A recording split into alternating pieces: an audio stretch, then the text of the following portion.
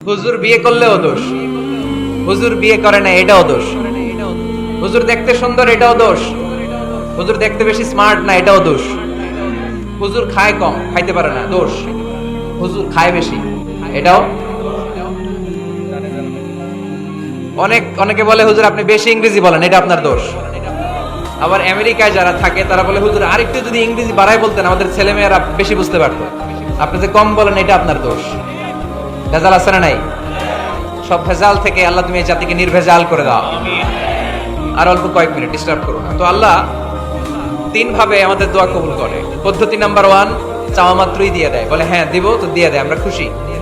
পদ্ধতি নাম্বার 2, আমরা চাই আল্লাহ এটা দাও, আল্লাহ তখনও বলে ইয়েস দেব, কারণ না বলে ফিরিয়ে দিতে আল্লাহ জানেন দেব, তবে সাথে সাথে দেন না, লেটার অন, দেরি করে। কখন দিলে আমার জন্য ভালো, এটা আমার চেয়েও ভালো জানে কে, দেরি করে দেয়।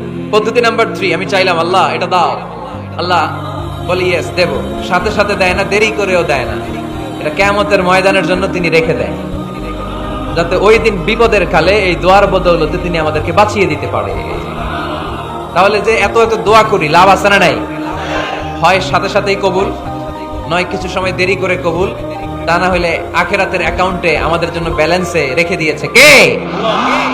এজন্য আজকের এই ফরিদপুরের মাহফিল তখনই সার্থক হবে যখন আমরা এই সিদ্ধান্ত নিতে পারবো যে আমরা চাইবো একজনের কাছে, তিনি কে, এবং চাইবো চাওয়ার মতো। যেহেতু এটা একটা শিল্প, আর্ট, এটাকে আত্মস্থ করতে হয়। চাওয়ার মতো চাইলে এটা কখনো মিস হয় না। এজন্য আমরা মন প্রাণ উজাড় করে আল্লাহ তাআলার কাছে চাইবো।